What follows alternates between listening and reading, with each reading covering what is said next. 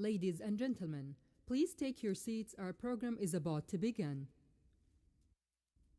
أيها السيدات والسادة، سيبدأ البرنامج بعد قليل، لذا نرجو منكم التكرم بالجلوس في مقاعدكم.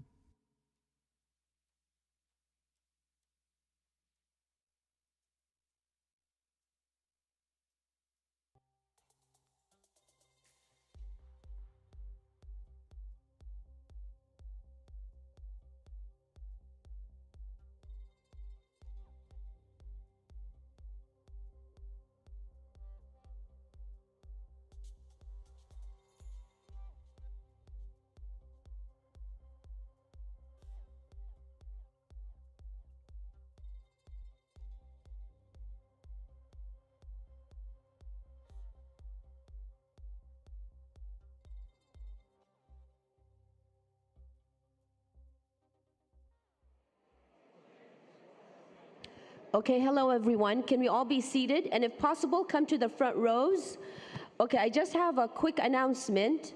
Okay, just as a reminder, I know today we have 2 keynotes, so hopefully we'll finish on time. We won't take extra time. But for the first keynote, I know you're already checked in, but for the second keynote, it's going to be difficult to go back out. So on your way out, when we finish the second keynote, that's when you check in for it, okay? So at the end of the second keynote, you check in at the entrance. So please don't forget, so the credits are counted. Okay, thank you.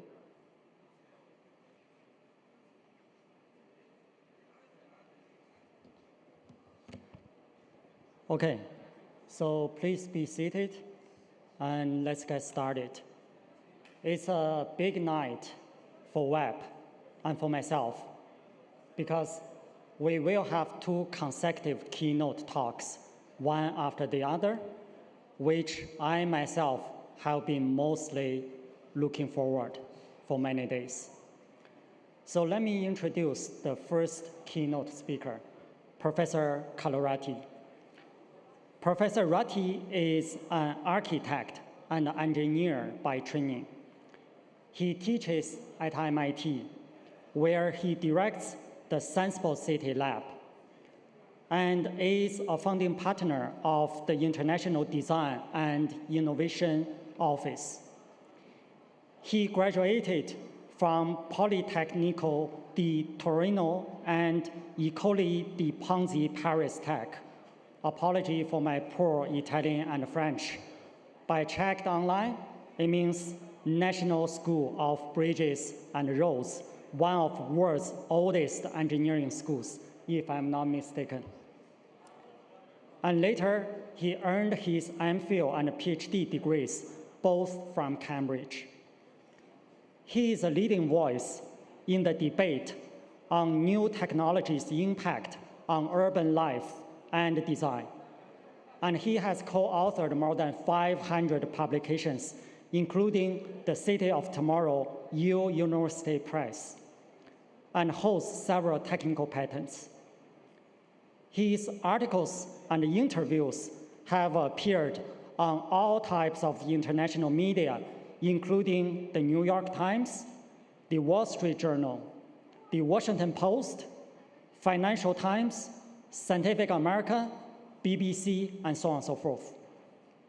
And his work has been exhibited worldwide at most famous venues, such as the Venice Biennial, the Design Museum Barcelona, the Scientific Museum in London, MAXI in Rome, and MoMA in New York City.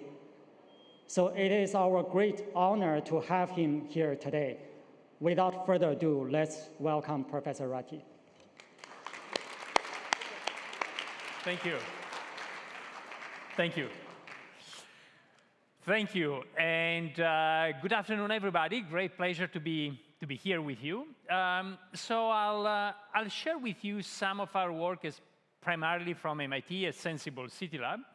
And the theme of here the series about right to the future. So I want to share with you, to start sharing with you some of the thoughts about the future, especially by looking at how people imagine the future into the past. What you see here is actually a few images of how people imagine the future at the beginning of the past century. In the early 20th century, a number of French artists and illustrators imagined life in the year 2000. And, they got something right. For instance, they saw mechanization in agriculture coming, as you see it here. They even imagined Roomba, the little robot cleaning our homes. That's how they imagined it in the early 20th century. But they also got a lot of things wrong. They thought I would have come here today using something like this, like a whale bus, so that police in Jeddah would actually patrol our cities like this. So the point I'm making here is that when you look at the future, there's not really a good way to predict it. This was beautifully said by Karl Popper, the great philosopher. The future is open, it's not predetermined, and thus it cannot be predicted, except by accident. As you saw before, they got something right, but also many things wrong. The possibilities lying in the future are infinite. And well, the way to look at those possibilities is the lens of design. Design, and again, this is another definition. It's by Herbert Simon, who got the Nobel Prize in the past century in a beautiful book, called The Science of the Artificial. He says, if you look at the natural sciences, they look at how the world is, but actually design looks at how the world ought to be, or how it could be. Design is a way to build the future, to look at the present and see how it could be transformed into something else. And so that's what I want to share with you today, especially at the scale of cities. And the scale of cities which are being transformed because of something you've been discussing quite a bit this week, which is about the convergence of digital and physical. It's about bits and atoms coming together. It's the internet becoming Internet of Things, and hence changing the way we can actually understand, design, and ultimately live in the built environment. So I decided to share with you ideas and some of the research we're doing in 4 different chapters, starting with mobility.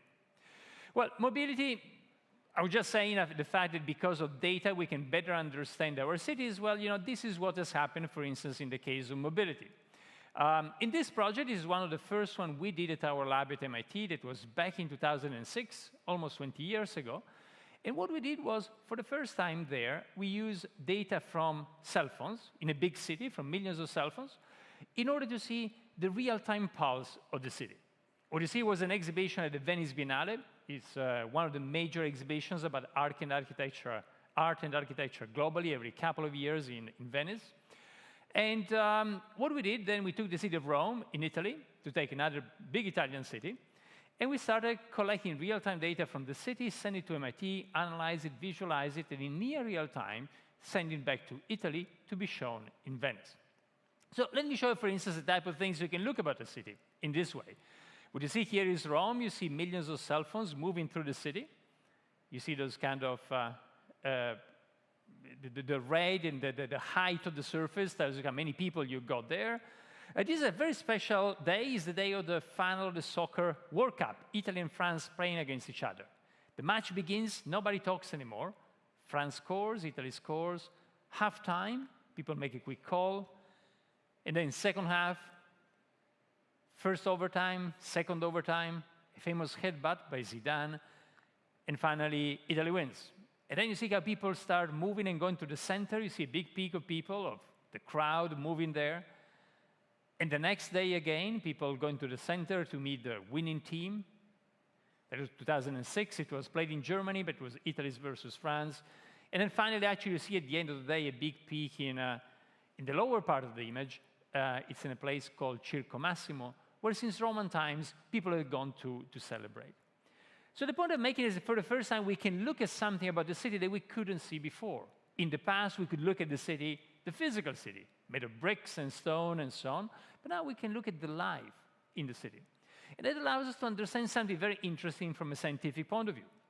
This article, for instance, that was in Nature a couple of years ago, is something that's based on the same data I showed you, this data that we started playing with 20 years ago, that allow us to understand universal laws about how we move in cities. In this case in particular, we started from something that was very well known in science, that basically if you look at two cities, you got some kind of gravity law defining the flows between the two cities, but actually nobody had looked at the frequency spectrum. And the reason is that without cell phone data, you couldn't really measure the frequency spectrum on on a large scale. Now, again, using this data, we realize that actually there's something quite beautiful, that it's not only the distance that matters, but also the frequency, how far you go to visit different locations. And so that's what we call the universal visitation law of human mobility. Or something else is something that puzzled me since when I was a student at Cambridge. When I was a student, I was in this college called Darwin College, and I realized something funny, that I was going from the college to the department following one route, but actually from the department to the college, following a different route. And I was puzzled because if you think about shortest path, well, the shortest path is symmetrical. A to B equal B to A. And so I was intrigued by this thing. Was it only me doing this kind of optimization? Was only my brain? I was consistently inconsistent in the sense that I wasn't following the shortest path, but there was a higher probability A to B following one route and B to A following a different one. And again, with the data from mobile devices, the same data I showed you before, in this case, even more accurate when you add GPS, well, then you realize that actually all of our brains, this is data from 100,000 people as they move in Cambridge, Massachusetts, in Boston, and in San Francisco. What you realize is actually our brain doesn't follow shortest path, but actually follows something else very similar to animals. We did this with colleagues in brain and cognitive science who study exactly this, which is called vector-based navigation. Or if you want, you could call it the pointiest path.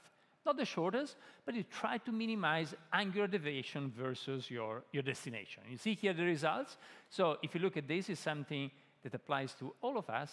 It actually is becoming more and more important if you think about it, because our phone, it wants us to follow shortest path, but our brain is actually designed for something else, for following a different thing. And if you look at this from a computational point of view, it's quite interesting, because the two are not too different.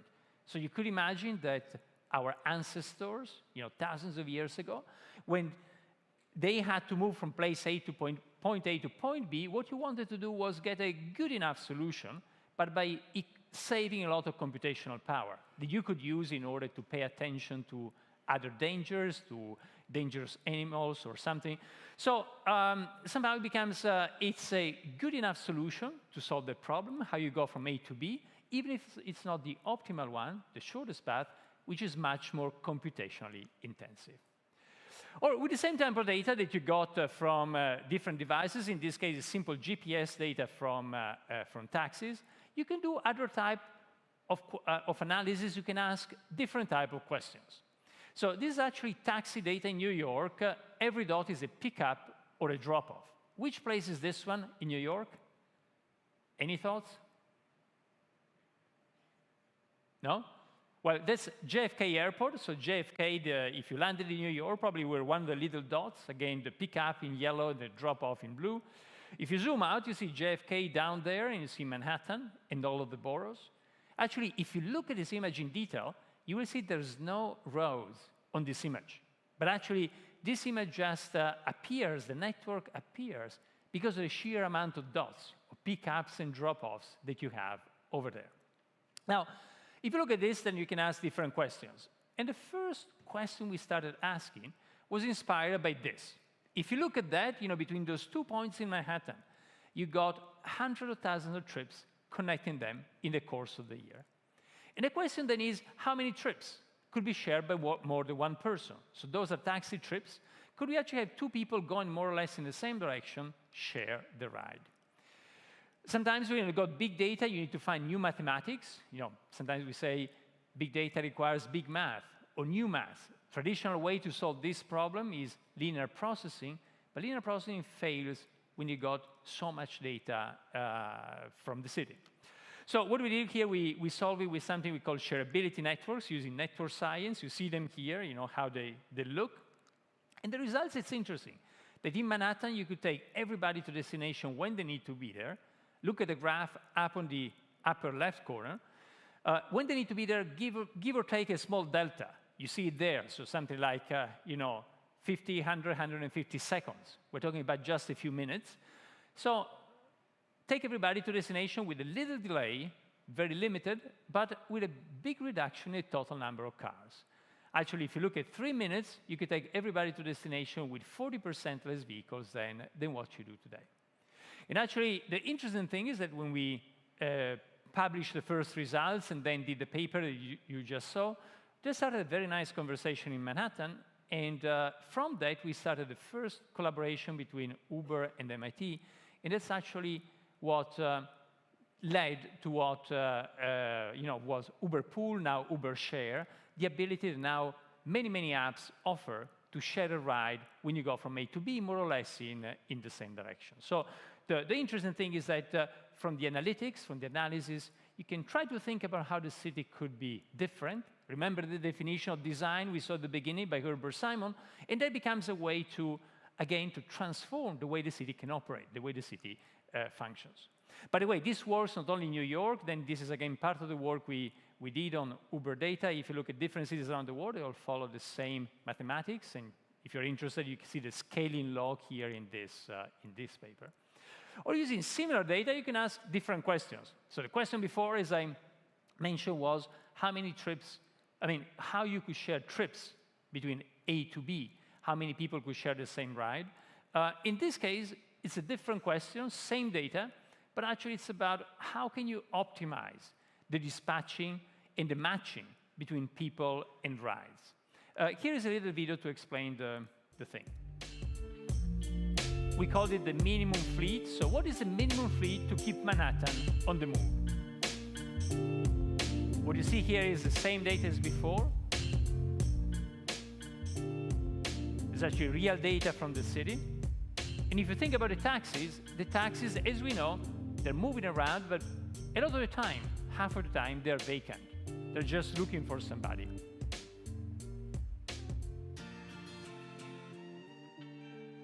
And then if you do this in the paper I just showed you, you get the optimal solution for dispatching.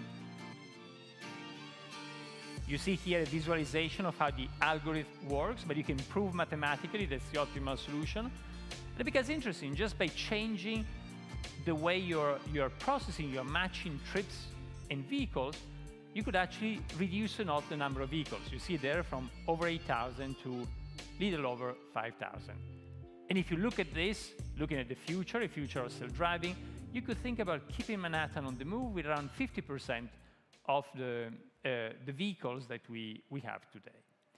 So somehow, and here's the article again, if you want to look at the mathematics, again, we use shareability networks in order to solve that problem.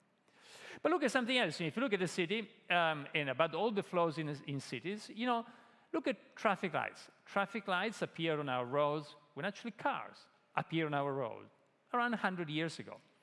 But if you've got an intelligent system where every vehicle knows where it is and where all the others are, you don't need to stop anymore. You can actually keep going, just avoiding collisions. Don't try this yet. And again, when you look at this,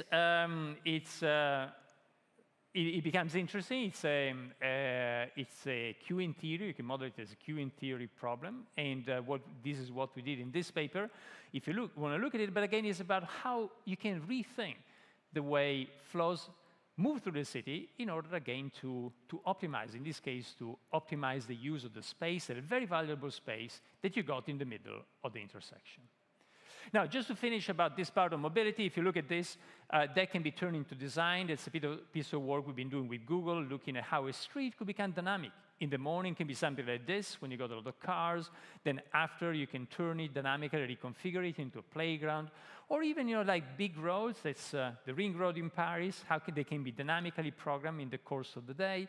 And also, they can become, much more livable, thanks, again, to safer and cleaner systems like EVs, electric vehicles, and autonomous vehicles. So, and reprogramming in the same way I showed you before.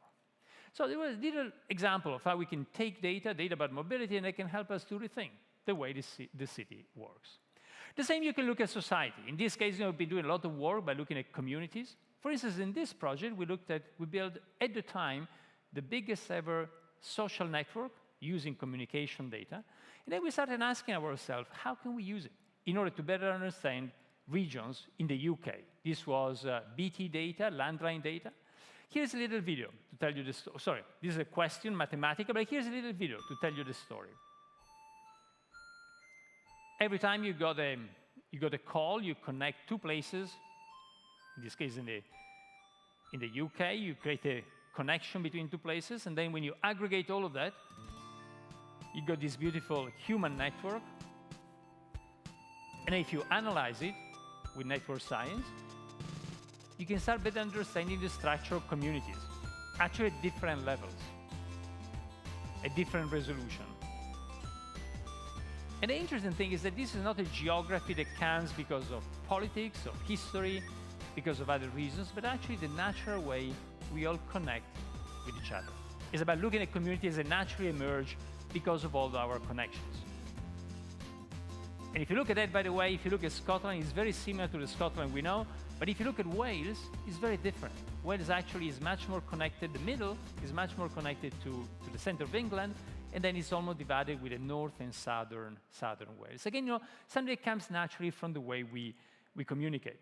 You can also look at segregation. We've been doing a lot of analysis by taking all the data about mobility and communication to see how segregated our cities might be. Here's one of the papers, the first one we did on Singapore data. And that leads me also to how we can use this data to better understand what is happening post-COVID.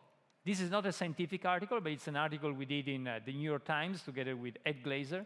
Ed is a colleague and the head of economics at Harvard. And basically what we started from is that post-COVID, there's a lot of empty space in New York and in many cities around the world. In New York, you've got 26 empty Empire State Buildings, the equivalent of 26 empty Empire State Buildings. And if you look at this, for instance, our vacancies, and vacancies are even higher than what they were in 2009, 2010, during the financial crisis. And so what is happening? And we started looking at this with same data as I showed before on the MIT campus. Turns out, a few months before COVID started, we were monitoring the email network anonymized on the MIT campus. You see it here. And then, this was at the beginning of 2020. And then what happens on the 23rd of March 2020, that MIT goes into lockdown.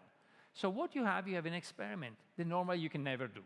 And that experiment is that you got a system, in this case, a communication network through email, and then you look at one variable, physical space, and you can look at the impact of that variable before and after. You take the variable, or remove it, and then you put it back. And you can see what is the impact on the whole network.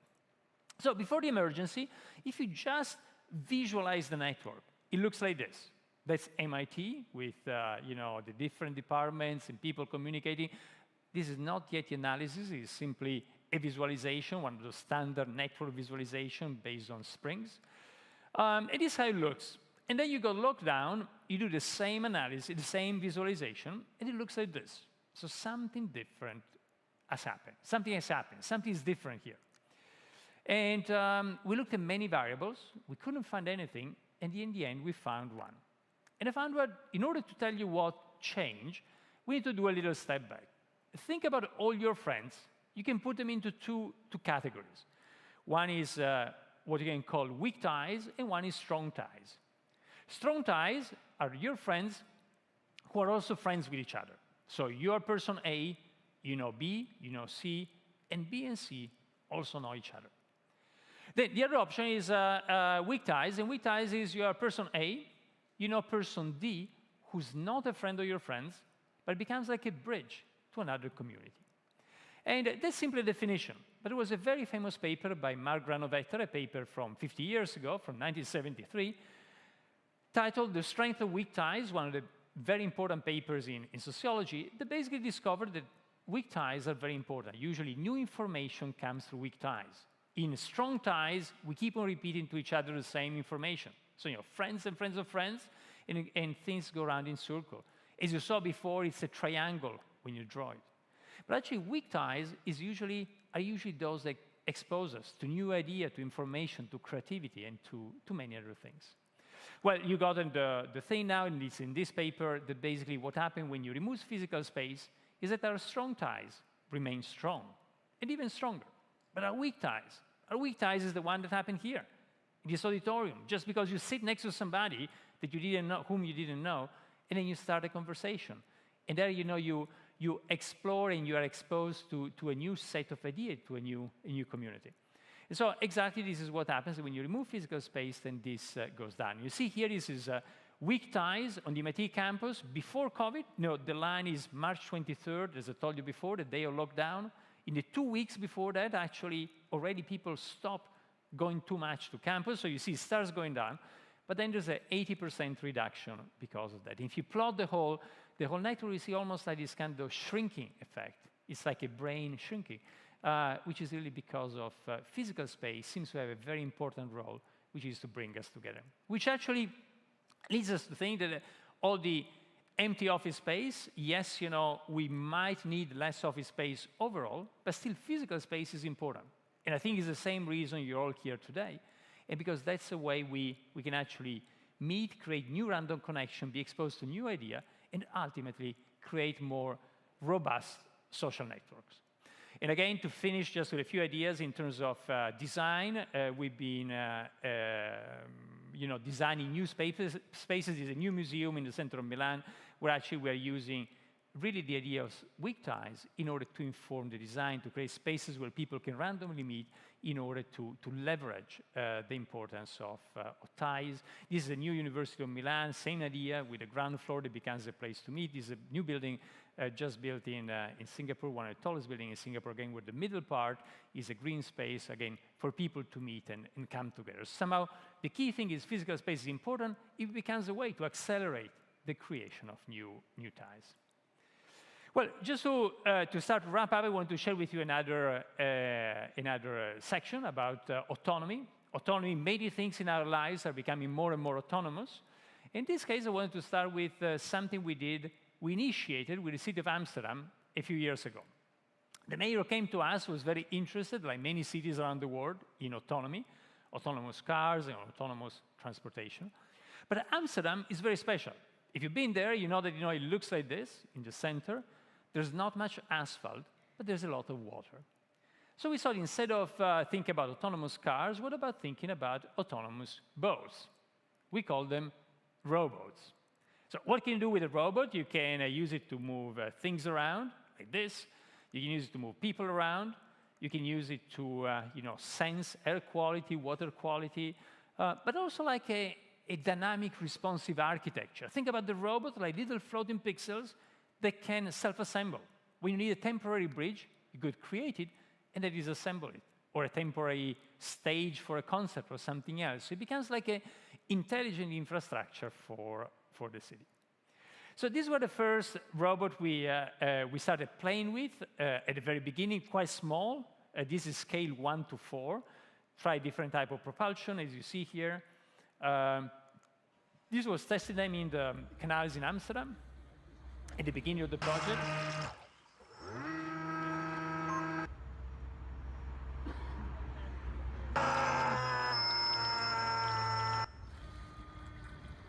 They're symmetrical, they can move laterally, so they're very flexible to maneuver, and then again, they got the intelligence in order to move. When we did this, we told the mayor, no worries, even if the research fails, we'll open a toy company, because everybody seems to have so much fun playing with this. Well, what you do when you got an autonomous system, usually you need to look.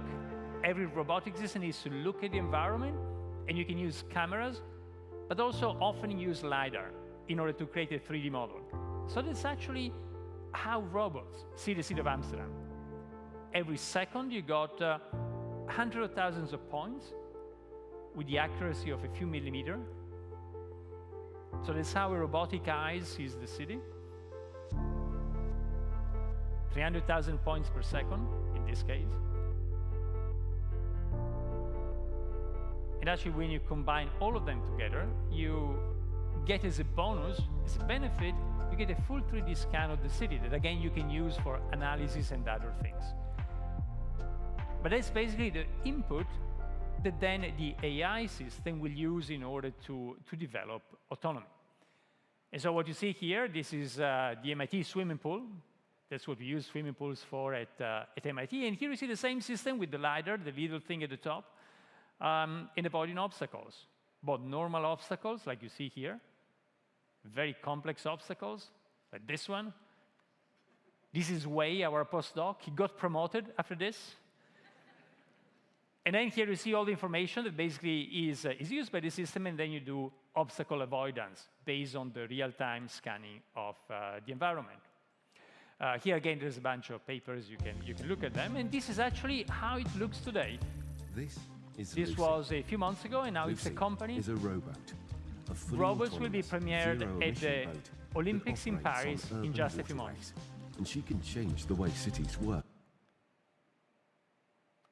What up?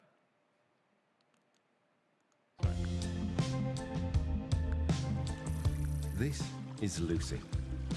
Lucy is a rowboat, a fully autonomous, zero-emission boat that operates on urban waterways, and she can change the way cities work. As congestion and emissions continue to rise, while cities continue to grow, the existing infrastructure of many cities struggles to keep up. Rowboats offer a solution by moving road traffic to the water. By bringing passengers from A to B, or as an on-demand boat, taking you anywhere you want.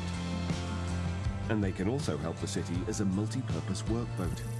Take Crystal. She is equipped to collect household waste to free the streets from heavy garbage trucks. Rowboats are fully autonomous, so they navigate without a skipper and can operate 24/7. In order to sail by themselves, rowboats need to perceive their Yeah, there must be a problem with it. Anyway, you got the gist of it. I think something must have happened in the computer behind. Final thing, just to show you something about, something else you can do with a lot of data about the city is to better understand the environment. You see this car, the two little ears are again two LiDAR, like the same ones we saw before. And if you look at this and all the other data from a car, for instance, you can better understand the environment, so using the car to sense the city, or also to sense bridges and infrastructure. In this case, for instance, is a collapse of a bridge in southern Europe a few years ago. But collapse of bridges have happened a lot. This is anybody knows what this is? Yes. Tacoma Bridge, yes. If you're a civil engineer, you've seen this video many times, the first video of a collapse of a bridge. Tacoma, where it started resonating and help us, actually. Help civil engineering to better understand how to design more robust suspension bridges. And, or I tell you the story of this bridge, which is the Longfellow Bridge next to MIT. To the left, you got the beginning of the MIT campus. On the Cambridge side, to the right, you got Boston. And the bridge was fine until when somebody looked at it in detail and they realized it was about to collapse. And so it has to be rebuilt at a huge cost for the city. Monetary cost plus the cost of separating two sides, Boston and Cambridge, for a number of years. And the reason is that when you want to monitor a bridge, you can put sensors, as you see to the left, you can send people, but the cost is very high. Is for a bridge, for a single bridge, up to $500,000 per year. So we said, well, what do you get when you measure, when you monitor the bridge? Well, you measure a lot of vibration. And then we said, what about then using a lot of devices now, including cars, smartphones, or what you see there in orange is actually professional accelerometers, many devices that can actually measure vibrations. And so we decided to see if this could work. Just, let's use just what we got in our pockets or in our cars in order to look at the infrastructure we use. And we decided to start with this bridge. That's a well-known Golden Gate. Why the Golden Gate? Well, because the Golden Gate is a bridge where the ground truth is very well known and understood. We've been studying it for decades, and so it's very easy to then compare the data we collect with the data there. So we started going back and forth across the Golden Gate with a car, with all those accelerometers in the car, and then in the smartphones you saw before. We did 100 times back and forth. Then the San Francisco police got suspicious, so we were stopped. Yet, we actually got all the data we needed, which you see here, and then if you analyze it, then you see you can actually detect the key vibrations of the bridge.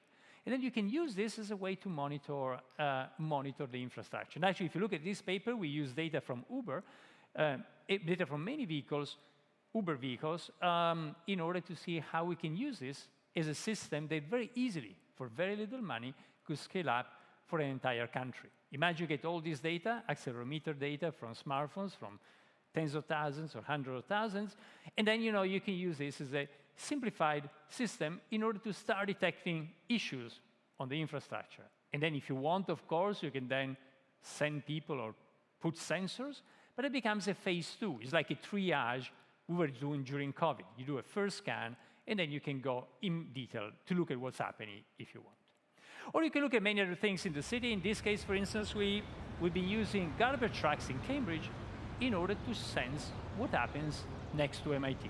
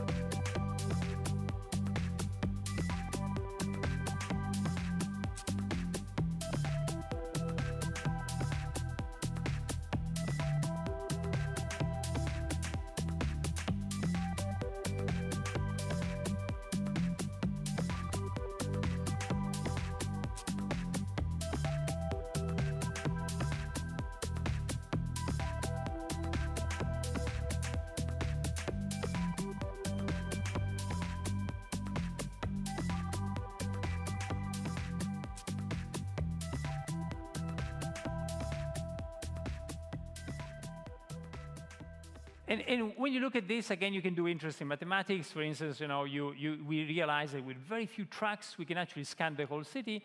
And then we basically scale this up by looking at many cities around the world, and we find a very interesting mathematical curve. So if you've got a city, you want to know how to scan it with mobile probes, say, in this case, garbage trucks or taxis, then you find a very interesting way. The curve is very steep at the beginning, so with very few vehicles, you get a lot of data about the city. Well, just a few things to finish. We've been also looking at bacteria in cities. That map is a map, John Snow map of London, the map that actually helped to understand the transmission of cholera.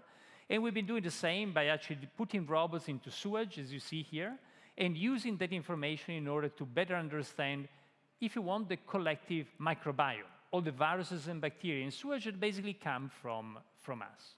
So these are some of the little things some of the system we designed for sequencing, for collecting the water and then to bring it to the lab for sequencing. And here is all the network next to MIT, and that's a little video in the next one showing you the things that you can discover, again, by looking at the environment through the lens of data.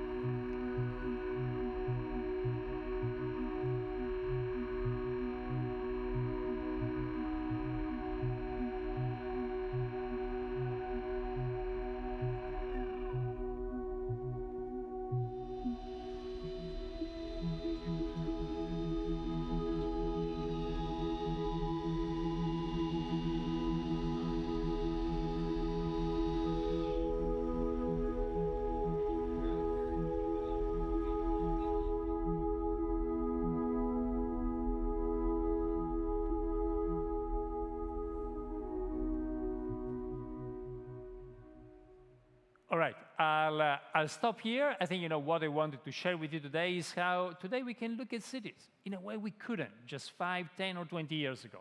And through the lens of data, we can better understand not only the physical city. We've been measuring the physical city for a long time, but actually life in the city. Human life, life at a micro level, like bacteria, life in terms of fleet of things moving. And through that knowledge, hopefully, we'll be able to design and live in more sustainable cities tomorrow. Thank you. Thanks. Thank you. So, Professor Ratti, this is really amazing, fascinating. I didn't know that scientific talks can be this fancy and attractive. This is pure MIT quality work. No, Congratulations. Thank you, Ed. Thank you, Ed. By the way, but also with a lot of collaboration, as you see, in collaboration also with some of you and other around the world. I think, today, especially when you want to look at this dimension of the city, that brings together biology with mobility, with data, with computer science, and so on. So it's all about and you mentioned a lot about AI. A lot of AI, yes. Yes. So Professor Ratti has to go to the airport to catch a flight at 8:20, so we only have time for a couple of quick questions, if you guys have. We have time for a few questions, so feel free to. I think there's 2 mics, yeah, to the left mics, and to the right, please. For idea, thoughts.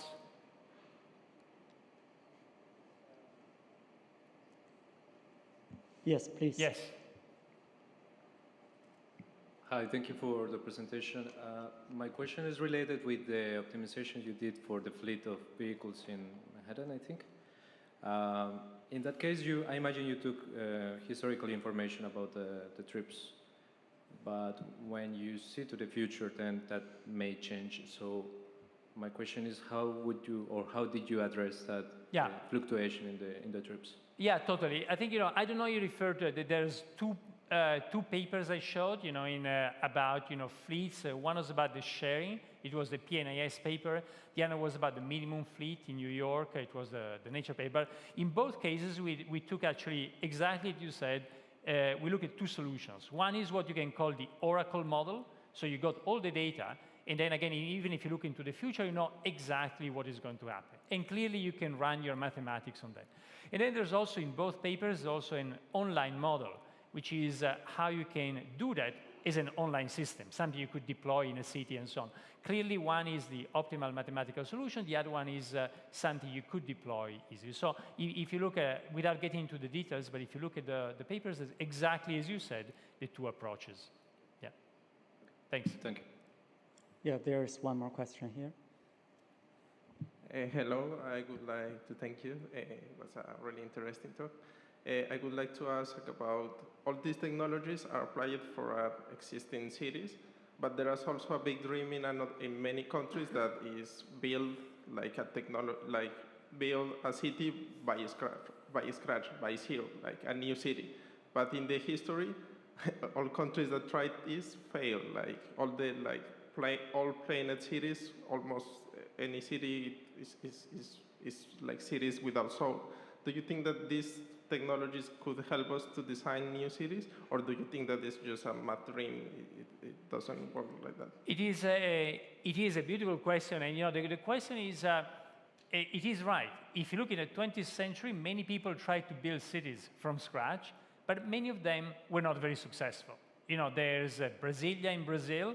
Actually, our design office is doing now one of the biggest extension of Brasilia, but Brasilia still today is suffering a lot from the initial planning. It's a beautiful city when you look at it, when you land with a plane, but a lot of things are missing. It doesn't really work like a city. And if you're interested in that, without getting into too much detail, there's a beautiful paper by a mathematician, actually turned architect, mathematician from Cambridge, then became a professor at University of Berkeley, called Christopher Alexander. And Christopher Alexander wrote this paper called "A City is Not a Tree."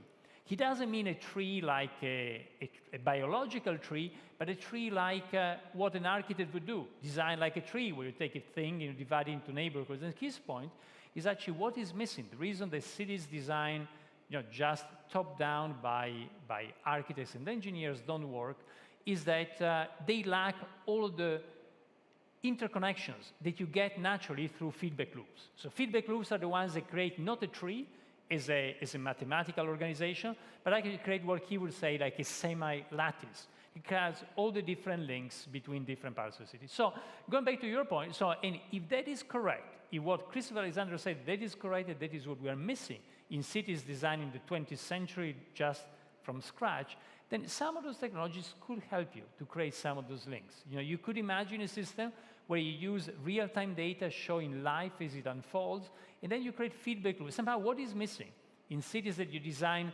once and for all at the beginning, and then you implement it, is all those transformations that come out of feedback loops. And yes, going back to your point, some of the data, if you collect it in real time and you feed it back into the design system, could perhaps address that shortcoming. Yeah. And one more thing. I'm a different person asking different questions, so I guess that. Okay, so thanks for a great talk. I have two questions, if I may. The first question is about the applicability of this kind of work for cities that are less structured, that are probably in the developing world, the so-called developing world. And the second question is about your team, the logistics, the finances of such a great work. How much does it take?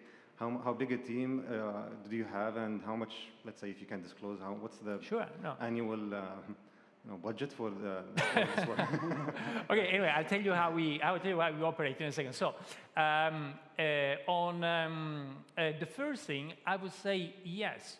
I think we're actually doing, I didn't show it today, but if you look on the website, for instance, we're working now in favelas, in informal settlements next to Rio de Janeiro, and a lot of these technologies, for the first time, allow us to understand the complexity you got there.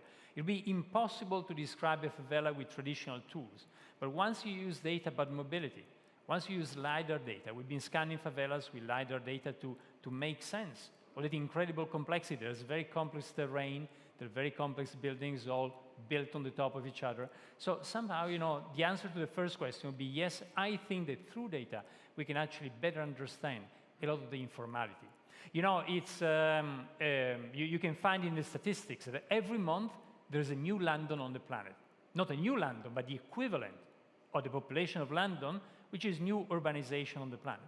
But few people know that London is mostly favelas, is mostly informal settlements. And so somehow that is one of the big challenges we have. And yes, I think that clearly there's many political issues, societal issues, and so on, but I think also the technology can help us to make better sense of that. Going to the second point you asked, I'll tell you probably two or three things about how we operate. The first thing, we got people from many disciplines. And the magic is when you put together people from planning, architecture, engineering, together with computer scientists, with biologists, with mathematicians, with people doing complex science. At the beginning, they will not understand each other. But then you start understanding each other, and then that's where the magic happens, that you discover areas of knowledge that traditionally were left in between silos. The reality is silos are artificial. The reality is actually that if you look at this unity of knowledge, when you explore it in a transdisciplinary way, you can discover beautiful things, and it's very exciting. But at the beginning, it's not easy. At the beginning, you got people, also the objective function is different. The computer scientists want to go to their IEEE conferences. The mathematician or the physicist want to publish in Nature. The architects want to exhibit at MoMA. So it's, even in terms of the outcome, you need to find a way to make sure that everybody's happy. So the first thing, anyway, is to bring people from many different disciplines. The second thing I would say is that we usually don't start from what you were asking about the funding, but we try to start from ideas. And then if there is an idea, I didn't show all the projects today, but if there's many of them that actually started from an idea, and then we went out and did fundraising for that. So somehow I believe that if you got a good question, if you got an idea about what to do, what to study, think about the Amsterdam project, then you can present it, and you will get the funding to develop it. So we are today around 50, 60 people, mostly in Cambridge, but we got small labs, one also nearby in Dubai, we got one in Singapore, we got Amsterdam and Stockholm, hopefully soon Rio de Janeiro. And there's a smaller lab connecting with the connected and interfacing with the Boston one. But I would say don't start by thinking about the problem of fundraising, but more about an idea. If there's a good idea, then you'll find the money. Great. Thank you. Thanks. I also do have a very quick question, if I may. Sure. So for your rowboat project, when you do the field experiments, what is the reason of choosing Amsterdam over Venice? Now, by the way, I love Venice. In that case, as I said, but I also love Amsterdam. In that case, as I said, the mayor came to us and was interested in autonomy. But that's when, at the beginning, the idea was we had been working with our colleagues in computer science, with Daniela Rus and CSAIL at MIT, in Singapore. And in Singapore, we actually work on autonomous cars. So somehow the simple thing would have been, let's take autonomous car and move them to Amsterdam. But then going back to the question, the thing was, well, why don't we do something new, which is actually use the water surface, and try to bring autonomy to boats. So that's how it happened. That's great. So let's thank Professor Ratti again. And on behalf of WEP and COST, we have a small gift for you. Thank you. Thanks a lot. Oh, beautiful. Yeah. Yeah, it's an extra. Thank you. Oh, yes. Should we? Good? Yeah? In the middle? Okay. Should we look at the camera or? Okay. Cool. Great. Thanks. Thank you. Thanks a lot. Have a safe trip. Yeah. See you next time. Thanks.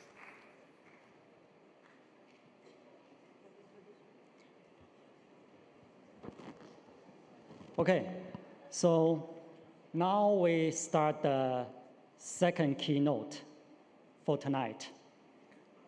And I'm super excited because I'm about to introduce someone that I always watched on TV. I'm a big NBA fan. So to tell you the truth, I watch NBA literally every day. So even if now I'm running the web and I don't have much time, I still watch highlights every day. So it is my great, great honor and pleasure to introduce our next keynote speaker, Rick Fox. Rick is currently an entrepreneur, philanthropist, and more importantly to me, 3 times NBA champion. During his professional basketball career, Rick captained 2 most storied and famous franchises, namely Boston Celtics and Los Angeles Lakers. Those 2 are no doubt the 2 most historical and important teams in NBA League. And if you just name the former teammates of Rick, they are all Hall of Fame members, like Kobe Bryant, Shaquille O'Neal, Derek Fisher, Robert Horry, Brian Shaw, Mark Madison, and David Weasley, and I can go on and on. So at that time, Rick played the small forward position, and I just checked online. His career high scoring happened back in 1997, if I'm not mistaken, where he scored 34 points against New York Knicks. So after he retired, he has brought the championship level leadership to the acting and business worlds. He pursued a career in television and entertainment and has over 200 movie and TV episode credits to his name, either as an actor or a producer. He has been working alongside Oscar and Emmy-nominated producers, directors, and actors. In year 2015, he became a pioneer in esports and established a gaming franchise that played a major role in shaping this industry. Earlier in his career, he worked with top Fortune 500 brands, including American Express, Walt Disney, AT&T, Pepsi, T-Mobile, Ford, and Verizon, just to name a few, across their global growth initiative. And currently, Rick is an ambassador at large for the Bahamas. He has given his time and energy to creating the Bahama Relief Foundation and bringing real estate development opportunities to the region. So now he is wearing a different hat. He is the CEO and co-founder of the sustainable building materials startup called Partanna. And the goal that they are doing is fascinating. They are making some new types of concrete that actually does not make any pollution during construction, but rather cut down the pollution during construction by sucking CO2 out of the air. So you can imagine what kind of important roles this kind of technology will play in RDI priorities in our sustainable environment and so on and so forth. And by the way, this startup is also one of our sponsors for our other event led by Professor Matteo Passani. So without further ado, let's welcome Rick.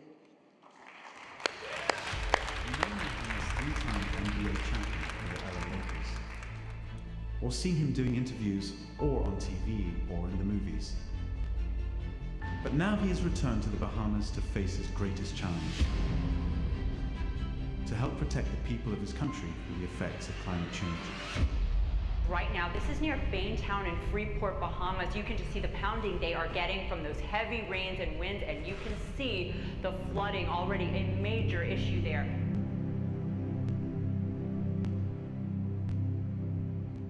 We're on the front line. We're on the front line of this impact. On a yearly basis, we get hit with not a 1 in 100 year storm. You know, now it's like 1 in 25 or 1 in 10. So the faster we move, the sooner we get to building with materials and products that can protect us, protect our people, not be washed away, putting us further into debt to rebuild every few years. We can hopefully make a change, a difference in the world. It's hard to build what we're building in general, but to do it in the time frame we're trying to get it done, because we've run out of time.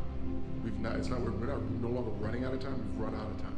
So instead of waiting around for them to come and save us and do something themselves, we're going to do something about it.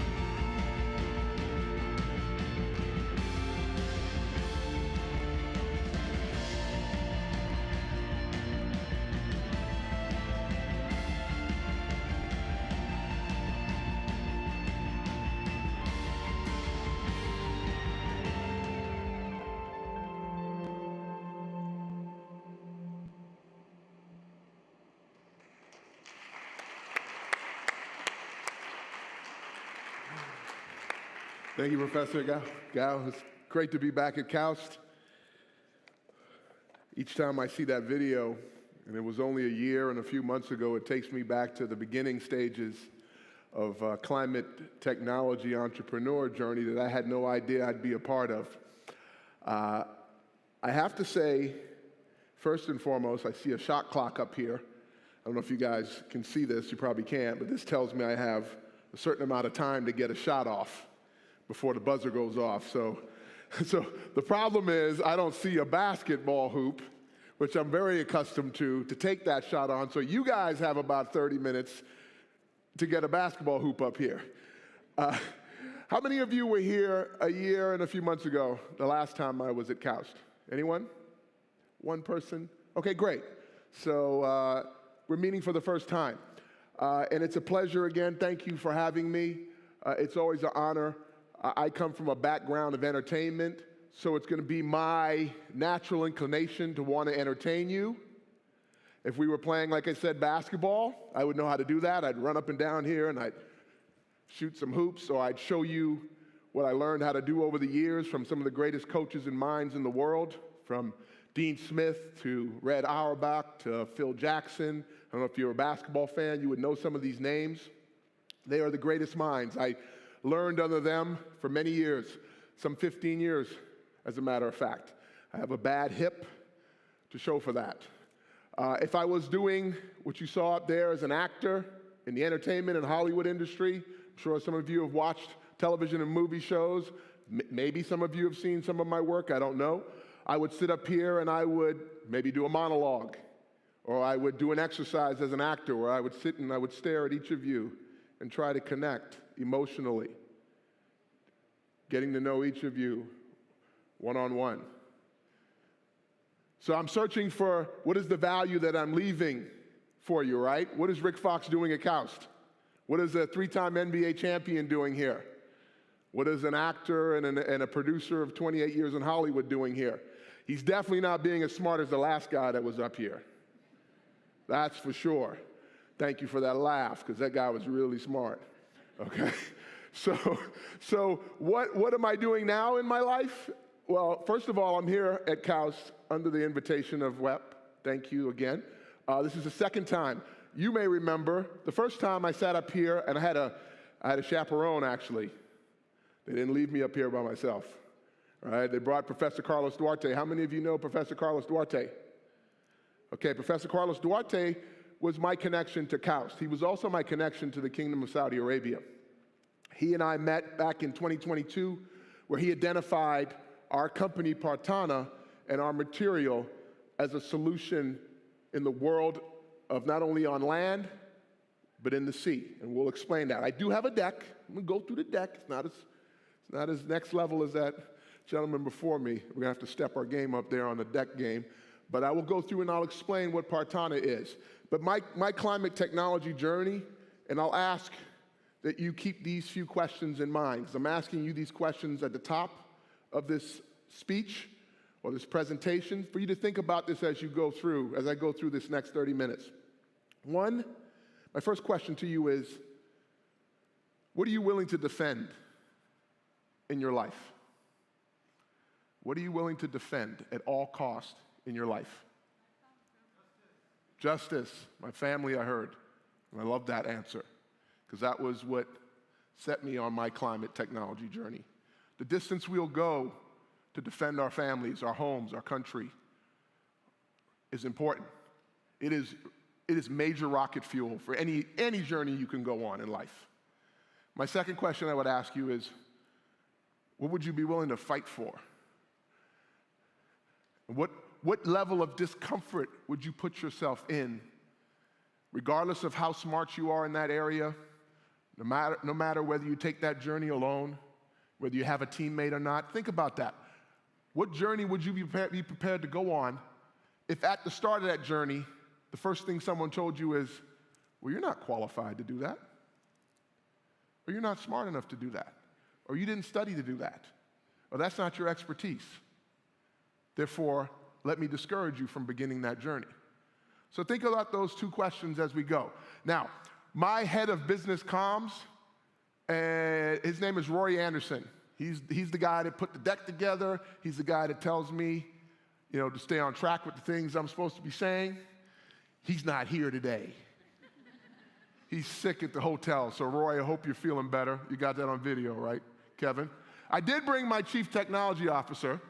He's pretty sharp. So if we get deep into any technical questions, because once again, I don't want you for a second to believe that I studied material science. I am not a material scientist.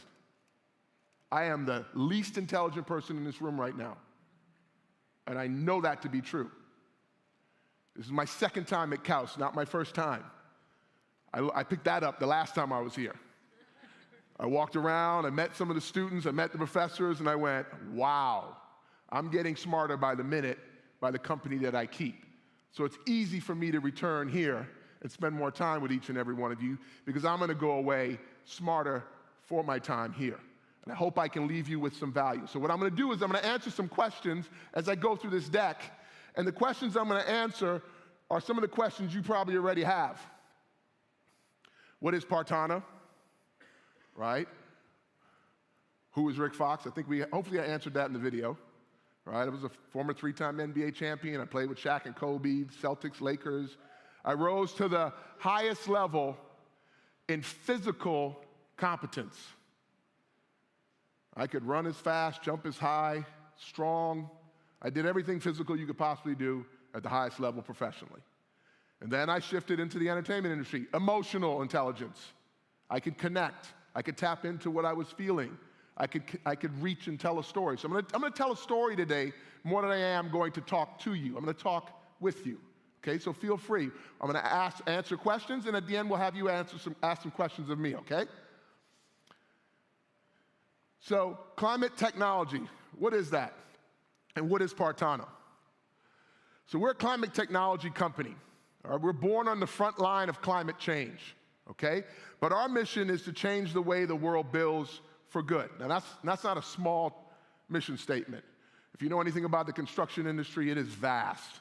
It has been 200 years of burning rocks, and I'll explain some of that later. So it's not easy to change the way we do things. We've been developing forever, right? But we develop a little differently. We take big industry upscaled waste. So all the waste that you can imagine, the likes of brine, the likes of slag, and we turn them into building materials that capture carbon for good. Okay, now, the way cement is made, as you may know, the difference in cement versus our binder, we'll dive into some of that. But our technology produces carbon credits that are very, very positively used in the end game here to create redistribution of wealth, as well as we can put back into infrastructure, okay? So the beauty of this all is we're affordable and we avoid and remove CO2, okay? Now, where's the problem, right? We always start with the problem in school, right? You gotta solve a problem. This seems to be a pretty massive problem if you ask me. Development is something that's been around for a long time. It's not going anywhere, right? But it's suffocating us, right? Climate change is not something new to our lexicon. We all have been studying the impact of development. Well, it's not going anywhere, but it's suffocating us. 28% of it comes from the construction industry at large. That's a huge number, responsible for our emissions. 9% of that 28 comes from the concrete industry through the production of cement. And as you see here, $4.2 trillion of growth is happening in the next 15 years. Okay, so I lost one guy. I'm boring one guy. That's okay. That's one out of about 300 so far. All right. Partanna is delinking development from pollution. You think it's possible to actually do that? Anyone believe that's possible? You do? Thank you. Okay, because I'm recruiting right now. Okay, I really am recruiting. I need some people to go on this journey with me, okay, because it is insurmountable. But we are going to delink development from pollution for good, all right? We believe that this is what we're living in now, and we believe we can get to a world where we breathe a little more cleaner, or a lot cleaner, okay? Now, if we were talking basketball or superhero movies like Marvel, we'd say that that's the bad guy, we're the good guy, right? So that's the Lakers on the right, okay? I won't say what team is on the left, okay? That's Superman on the right, or Batman, whatever your favorite superhero is, and the villain on the left. We have the villain as Portland Cement. I don't say that too loud. They're a big industry. They won't be too happy about our goal of trying to eradicate cement in the production of concrete, but that's what we're after here, okay? Portland Cement has been around for 200 years. They've been burning clinker. You guys know what clinker is, right? You guys are scientists and Clinker is the production, is how they get to make cement. Cement is the binder that produces concrete. Okay, the way they do that is they heat rocks at 1,700 degrees. That negative result goes up into the atmosphere and impacts our planet, including our oceans, okay? What we do is we use our binder. Simple thing, we just swap it in and out, okay? We use our binder, and it's cheaper than cement. It comes from the waste materials that I explained, so we're reducing the waste materials in the world, and we, through the process, remove CO2 in the curing process, because we interact positively with CO2, and then you say, okay, is it third-party validated? Yes, we're validated across the board. So I'll dive a little deeper into the technology, okay? We build concrete without waste and emissions. So we get the better products with real positive impact. The not-so-good guys. Traditional concrete forms with a binder. I mentioned it is produced with clinker, burning at 1,700 degrees Celsius, emitting enormous amounts of CO2. Over here, you got us. We take our special binder, and we use it in a very friendly way, okay? It doesn't emit any energy when we produce it. We don't burn anything, okay? And it cures at room temperature. So in a natural curing state, in this room, if I mixed our formula together, it would form concrete. And over the course of 3 days, 3 to 7 days, you'd have the PSI strength in some cases, depending on how we dial our mixture up and down. You'd get it stronger than the concrete made from cement. Partanna's carbon negative impact. You heard me say that we react very positively with CO2. So we take an active binder. Our binder is activated with brine. So that's salt water. Cement doesn't usually interact with salt water very well. It breaks down. We love it. We absolutely love it. Okay, now if you know anything about your kingdom, you know that 70% of desalination, fresh water, is produced here in the kingdom, generating a lot of brine. We, instead of taking that brine and having it poured back into the ocean or placed somewhere else, we take that and we make it a feedstock for good. So that's the beauty of why we can collaborate with the Kingdom of Saudi Arabia, because we bring a formula that takes negative waste brine and we turn it into a positive feedstock. Now, I mentioned that it cures at room temperature, and as it's curing, it interacts with the CO2 in the atmosphere, creating a traditional cement, right, leaving no footprint whatsoever of negativity. We avoid and remove the CO2 at the same time, and at the end, we get a result in products that are no different than any concrete product you would want.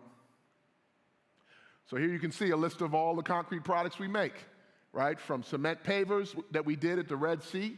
So Professor Gal was saying that, I've collaborated with a lot of major companies in my life. What I need to add to that list is the likes of Red Sea Global, the likes of Doria, the likes of Roshan now, all kingdom-related leaders globally in these type of choices right now. But we make these products, cement blocks, precast pouring, conventional pouring, coral reef restoration, decorative applications. All of these are products we can produce from our binder. This is where the smart people say, well, okay, Rick, I hear you, but who's tested this? What third-party folks have said that this is actually accurate, right? Well, we have all the top international standards that have tested us and made sure that we are what we say we are. Decarbonization. So what are we really actually doing? We're really trying to change an industry that's been around for a lot of years. So if we look at, say, the telecommunication industry, they've gone from 2G to 3G, 4G, 5G, now we got satellites, right? That's evolution, we've seen that. In the automobile industry, we've seen evolution from fossil fuel cars into EVs, and that's progressing. And we saw a gentleman up here that has AI autonomous vehicles now. That's where we're heading, right? So I don't think it's too far-fetched to think that we should innovate the construction industry, and in this case, innovate concrete. And that's what we're doing. We're taking a binder that's been around for a long time, doing the negativity that it does, and we're swapping it out with a binder for good. This is an example of what's possible, and I'll show you an example in the video in a little bit here. Don't cue that. That's not a cue for the video. 1 second. If you build a home with traditional concrete, 70 tons of that would be bad, emitted into the atmosphere, okay? So you see 70 tons of CO2 is emitted for every 1,250 square feet of a home with 0 carbon credits generated. Over here, when we build a home with our Partanna formula, from the foundation to the blocks to the mortar mix to the columns, everything made from our material, you get 182.6 tons of CO2 removed and abated from the atmosphere. So you can see where this can go, right? The more we build with this material, the more good we can do. All right. So I don't know how many of you know about carbon credits. We generate a lot of them, right? The question becomes, what are you doing with them, right? You're giving them back to those that want to just keep emitting negativity? I don't know about that one, right? So we're trying to be responsible with ours. But our carbon credits are Verra certified. If you know about Verra certification, they're one of the governing bodies. They're not the only one. They're one of the governing bodies that verify whether you say what you do is actually accurate. And in the case of nature-based credits or blue credits, we are what we call gray credits from the built environment. And the beauty of what we do is it's scientifically proven. So there's no question about whether or not we remove what we say we remove. You can scientifically prove it, okay?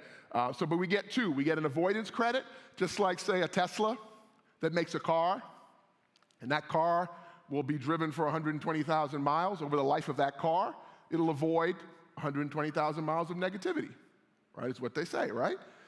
Well, we make building materials that over the life of a home, it avoids that negativity. So the weight of a block, the weight of a poured foundation is what we're avoiding in negativity, okay? But we also remove. So over the lifetime of our concrete, just like any concrete absorbs CO2 naturally, right? Ours absorbs it over a span of time. So it continually, like a sponge, interacts with CO2 and takes it in. All right. Our credits are some of the most highest valued in the world for a number of reasons you can see here. We go beyond carbon credits because our credits are associated with social benefits. We're building affordable housing in the Bahamas. We have performance-based. So our credit, when we absorb CO2, it gets locked in permanently. So it doesn't leak out if you pump it into the ground. We don't do that. It changes its composition and gets locked in permanently into our blocks. And there's a scarce supply of removal technologies at this current day and time. So we become one of the leaders in that space. And then the project quality. Outcomes are long-term, consistent, and comparable. So we're able to scientifically prove that everything is real and quantifiable. Climate resilience. So it's undeniable when you live on the front line where I live in the Bahamas, it's undeniable that the world is acting at a higher and alarming rate in the areas of its response around weather incidents, right? I grew up in the Bahamas where a hurricane used to be fun for me. It did. It was like a time for the family to get together. It was some rain and some wind. We played board games. It was exciting for me.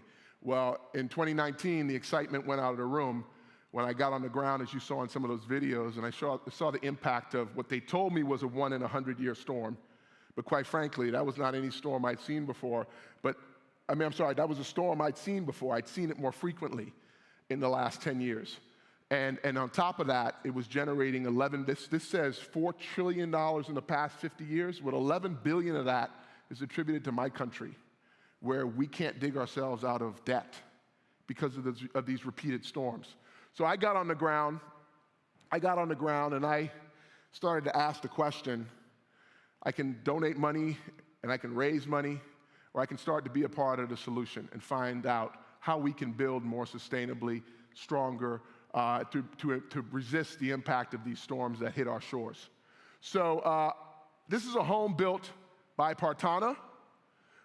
This is our first home. You saw in the video kind of our trial runs in 2022. In 2023, we actually built our first home, and this is it right here. It is actually made with salt water. It gets stronger in salt water, so you can imagine what that means when there's flooding, right? For those that live in low-lying regions, we've seen storm surges of 20 and 25 feet. So that's basically covering a 2-story home, pretty much. You're underwater, okay? And those homes made from concrete or wood, they just get destroyed. So this is an attempt to build a product that, unlike Portland cement, which is susceptible to corrosion, Partanna is resilient to it. we get stronger in concrete. Now, why is that? I mentioned the salt water and the brine as an untapped opportunity, right? That's a part of our formula. The brine becomes a product that we turn from negativity into good. And there's a ton of desalination globally. So we'll be tapping into that with partnerships. Now, I mentioned under the sea. So we started this journey on land with building materials, and then we moved through Professor Carlos Duarte here at KAUST. We moved to explore the impact of our material because we get stronger in salt water. We moved to explore its benefits in the ocean. So we took one of our blocks, the top of the year last year, and we put it in the lab, and we wanted to see how it would interact with coral. And sure enough, we became a solution for coral reef infrastructure. Coral doesn't only like our material, it loves it. And so in the span of 8 months, we've gotten data that shows how quickly coral grows on our material. If you're a marine biologist in the room, most of them respond to that picture in a really positive way. I grew up on a coral in the Bahamas, so I grew up literally on a coral, so I care about them. Our entire biodiversity is impacted planetarily by the impact of what's happening with coral. In our country in the Bahamas, we're an ecotourism-based economy, so people come and snorkel, they come and see our waters. That's what we're known for. But in the case of Florida, all the coral died off last year in Florida.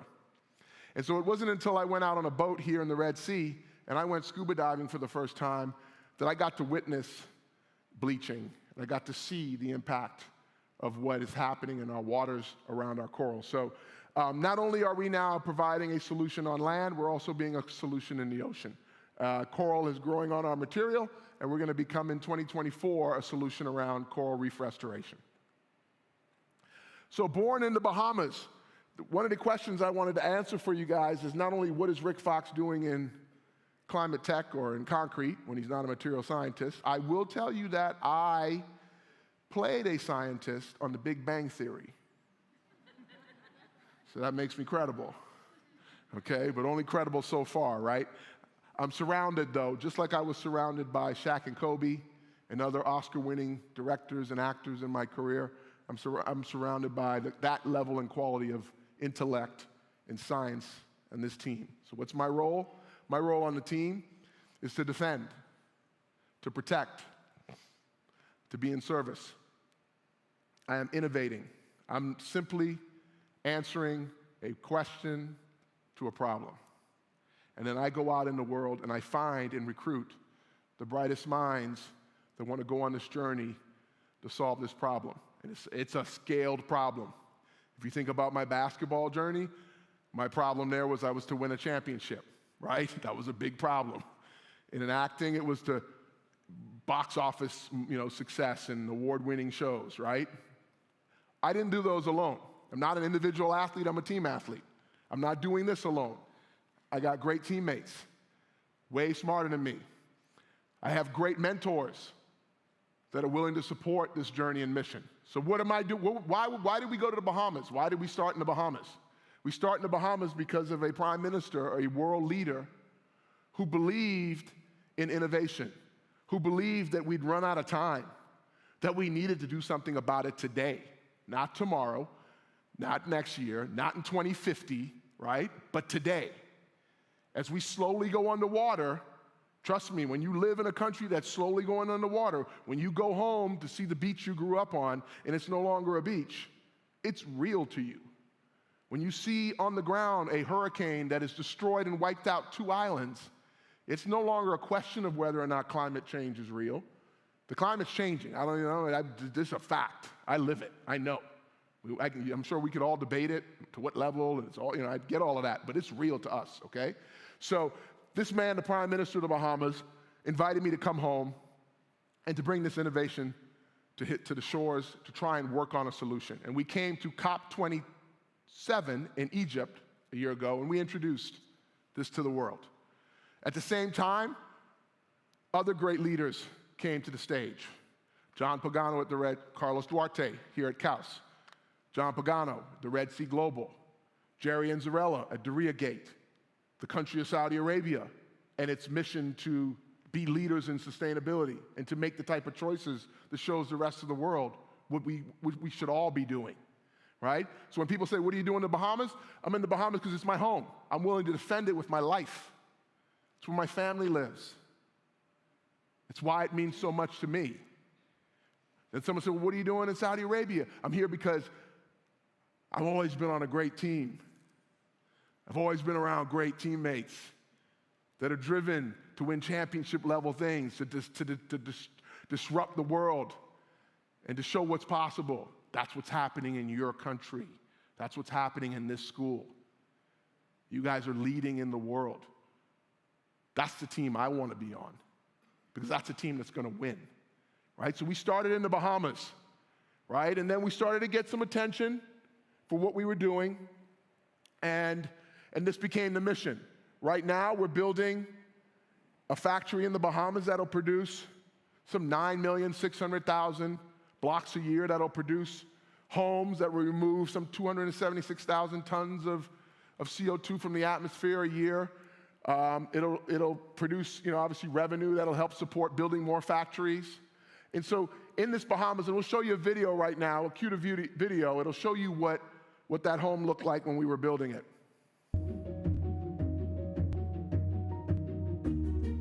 That's the end of the video. Can you start it over, please? That's the end of the video. Please start it from the beginning. I went over time. He's probably like, get off the stage, man. I've had 0-0 up here for a long time. I'm still waiting for the basketball hoop. So this is in the Bahamas. About 6 months ago, we started building this home. 100% from our material. So foundations, blocks,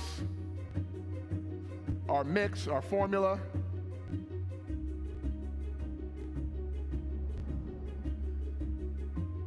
This is our pour in place, our slabs. 0 Portland cement. I like saying that, because every time I say that to people that build, they were in disbelief. All the strengths, off the charts. Took us 3.5 months to build. The mortar.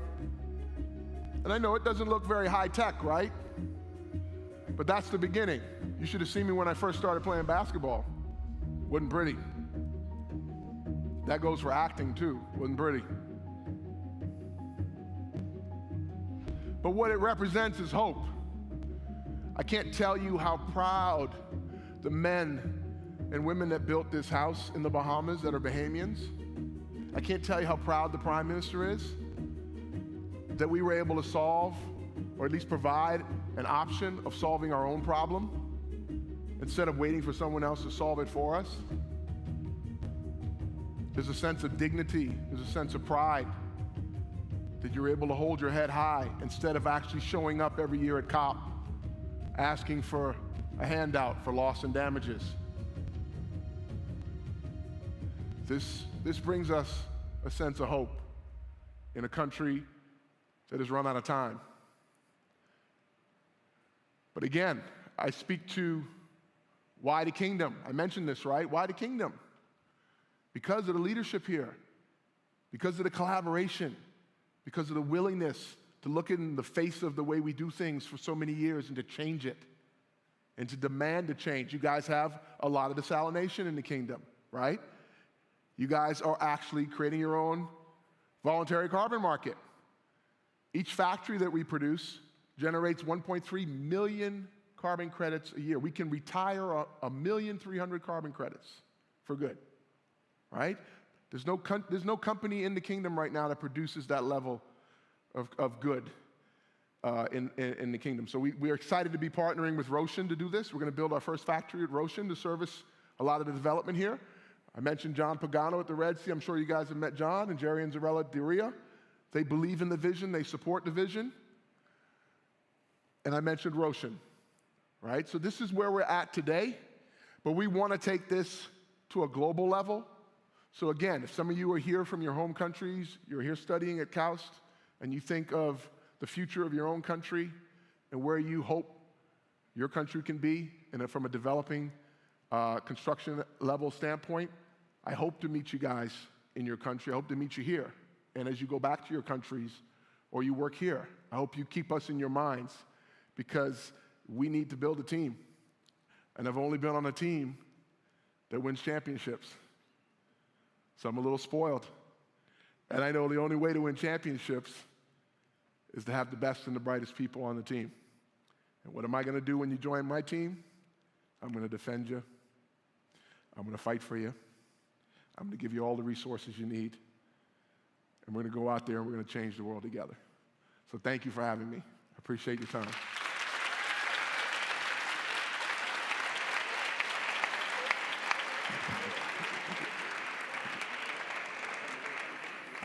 So this is so inspiring and encouraging. I can imagine that next time I visit Bahamas, I will see a brand new Atlantis Paradise Island built of your concrete. Yes, we're actually having some of those conversations. Nice. Yes, so it may look small here today, but it's big conversations are happening with people that also care to have their next wave of developments made with the type of products that leave the planet in a more nature-positive place. Fantastic. Thank you. Yeah, we have time for questions, please. So if you have questions regarding MBA, regarding... Yeah, we have a wide range, right? You can go from the NBA to entertainment to business. Please. Hey. Hello. Really enjoyed the whole presentation. Thank you. I don't have a question. I have a surface, actually. So my name is Riham Al-Mubarak, and at KAUST, I lead a program called the In-Kingdom Career Launch Program. And part of my mission is to retain all KAUST talent in the kingdom. So if you're looking to recruit here, yes, more than happy to work with you to collaborate. Oh, thank you. Yeah. Thank you very much. I appreciate it. I need that. We're here at the top of the year, as you can see, with the partnership with Roshan. Roshan, I just went and spent some time at their supply chain event. You should be more than proud of what is coming. I tell you, I can't disclose what I saw. I'm under NDA, but there is nothing but amazingness on the forefront and much opportunity for your students to participate. And we will be a part of that journey. And so I will be searching you out in hopes that we can find some people that would like to join. Yeah. Next one, please. So before the question, I still remember last year when you were here. Yes. And you spoke how you can transfer your skills from being physical athlete to an actor. So when I saw the poster of this event and it's about climate change, production, all of this, I was like how in 1 year is this possible? And seeing you today doing it even farther and transferring your skills into a new realm, this is really inspirational. The question is, what's next? Everything you mentioned is actually too good to be true. Yep. And for example, now if I want to build a house back in Egypt, why can't I just go to your company and buy it cheaper than cement, more environmental friendly? What is still there? What's the step to make it into the market? Yeah, right. What's next? Great question. So thank you for being here a second time. Hopefully we see you a third time. Yeah, hopefully I see you a third time with more updates.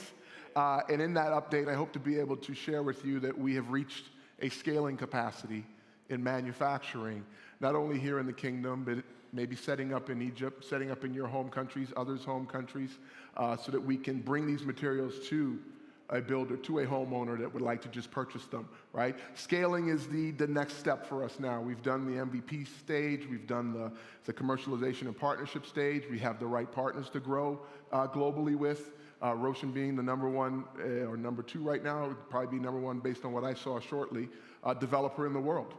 So, that's a major developer, but again, to the end user, to a consumer that want to go to a big box, supply store and purchase our materials off the floor, that just comes to, if you're out there, PIF or anyone else that is an investor in the world, It's about finding the right partners that want to scale in volume and to take over. And I'll encourage you with this. We have now discovered that we can walk into any facility, manufacturing of block and paver or batch plant, walk into that, either assume it, take it over, partner, buy it, and in a 1 week period of time, plug and play our binder and produce our green materials like that. So it's not far off.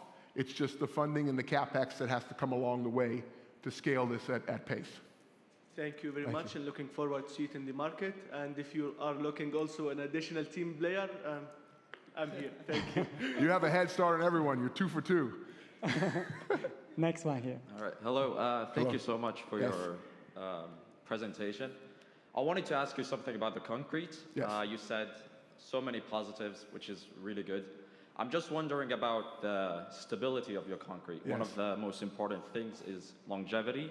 So I'm just wondering about the mechanical resistance, thermal resistance, etc.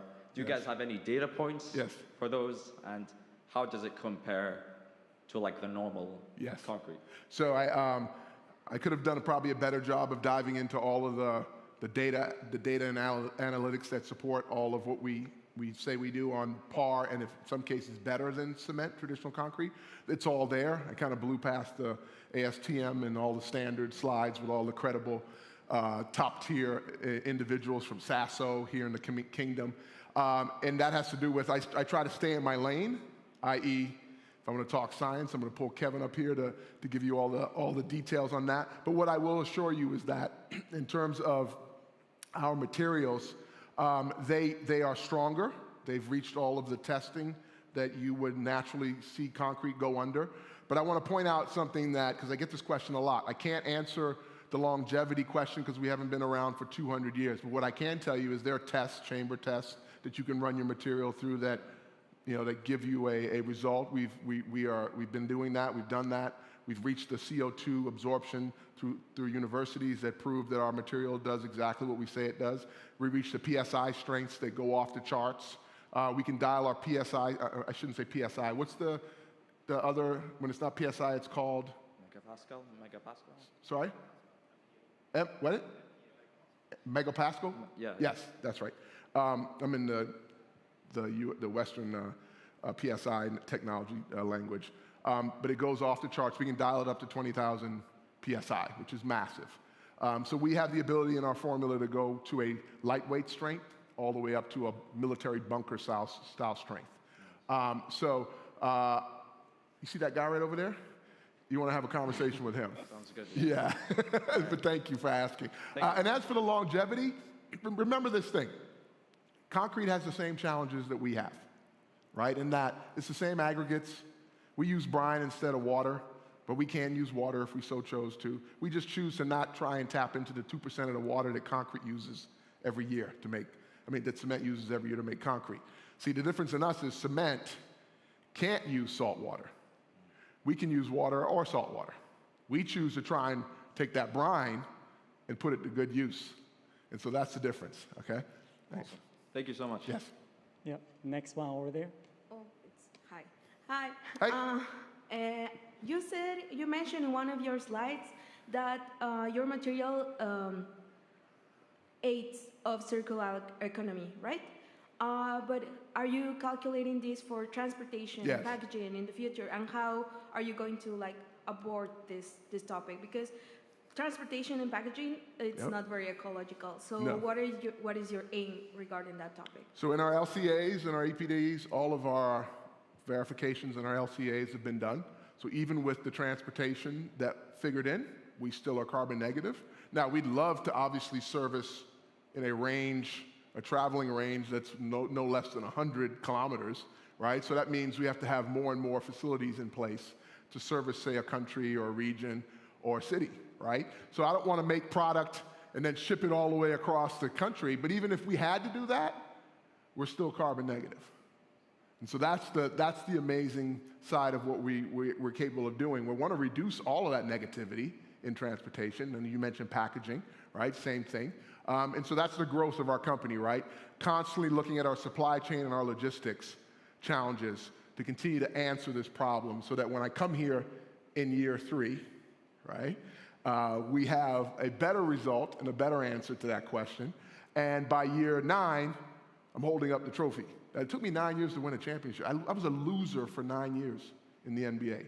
So by year 9, I'm going to try and beat that, okay? Try to have a solution for you before then. Thank you. Thanks. Yeah, next one, please. Hi. First of all, I just want to say really nice talk. Thank you. And also, just a personal note, very charismatic. It makes you very likable straight away. So thank you. Great work on that. Appreciate that. I had a question that's kind of just been asked, but slightly different, and also a follow-up part. One is, I saw some articles online once that talked about these sort of ancient buildings, you know, these old-standing... modern, like, Rome and, from like these Roman buildings and stuff. And part of why these buildings are still standing is because they have these sort of self-healing, self-filling properties, like if they get a crack, it reoxidizes in the air or with water and reacts and fills itself in. I was wondering, does your material have anything similar? Because you're adding a lot of minerals in with the brine, and I wondered if something similar would happen. You are spot on. Now, I'll go back to my buddy over here who said, man, it just sounds like too good to be true, right? So could you imagine how I added that into the deck, right? That would have really taken it over the top, right? So you're absolutely correct. The self-healing properties of what we do are there too, right? But what I'm having to work on is, first of all, remember, basketball player, actor, showing up talking about concrete, not a material scientist. What's he doing telling us that he's going to change the way we build in the world with a new binder? You see how many hurdles we got to get past for someone to actually believe that this is possible, right? So what I realized for the last 4 years of doing this journey is that when I would go in the room and I would share all these positive things, people would literally say what you said, it sounds too good to be true, right? And it sounds like the athlete endorsing a product, right? And what do we think about celebrities endorsing products? Right? They have no real vested interest. They don't know what they're really talking about. They're just hawking it for some dollars, right? That's the first thing that comes to mind, right?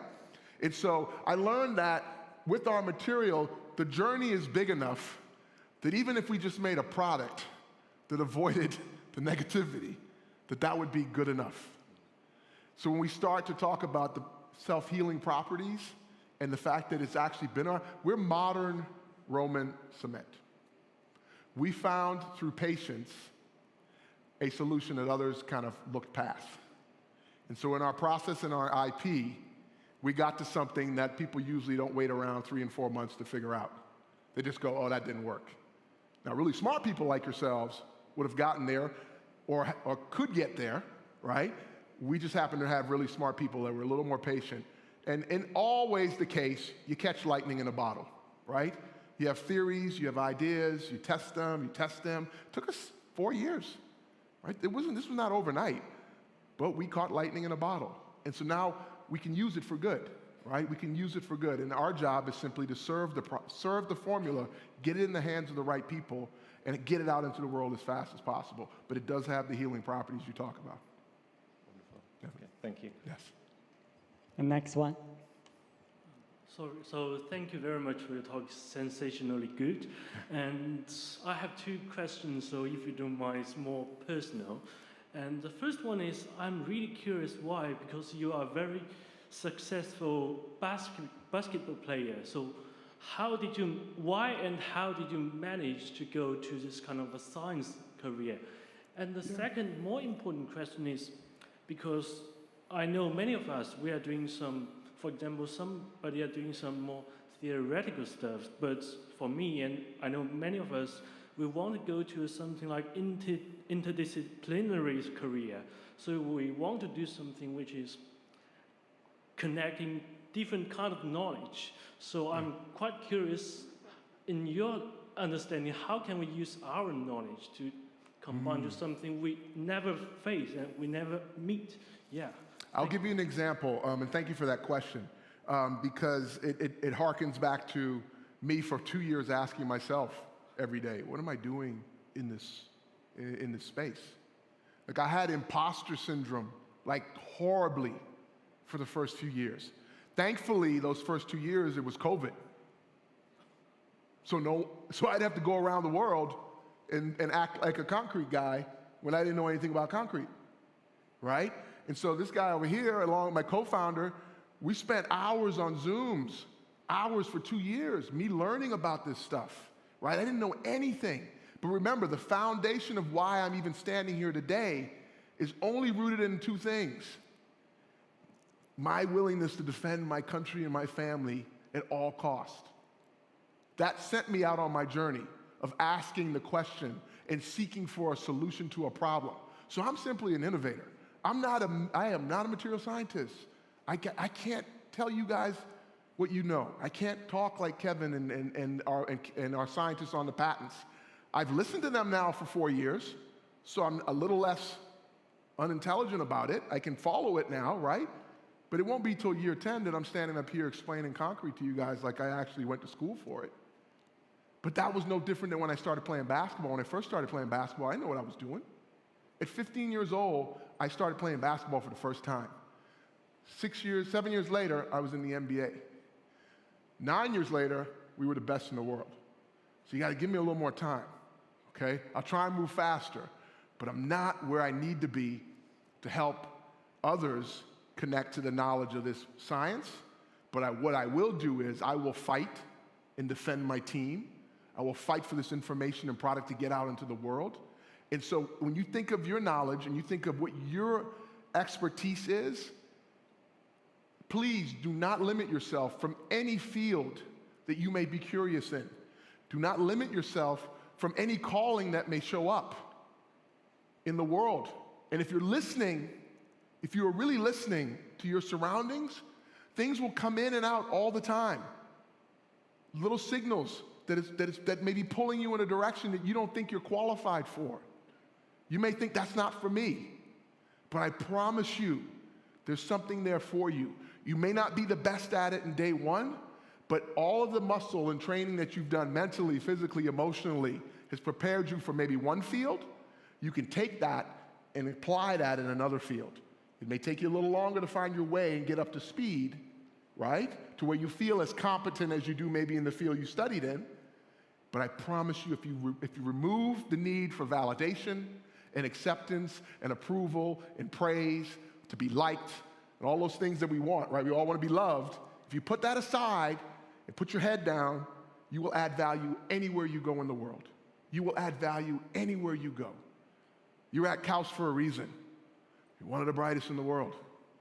You could take that and be bright anywhere, in anything. Thank you very much. Next one. Hi. Thank you for your talk, Mr. Rick Fox. Yeah. It was truly inspiring. Big fan of you and the Lakers. So one thing I found really interesting with your talk is really how you quantify your carbon emissions and even the carbon credit. I think it's a good indicator of our social returns of investment. Yeah. So I just wanted to ask, like, as an end user or as a client of your company, do you have a system or an infrastructure that would help you like track the good that we can do through our social investments or our carbon credit and the like? Yes. So I don't know maybe in terms of your connection in business or development or construction or government-related initiatives. I will tell you that our carbon credit value, which is this asset that sits outside of all the good we do, right? We do all this good in our business, and it generates this additional positive output, which is an asset of carbon credit.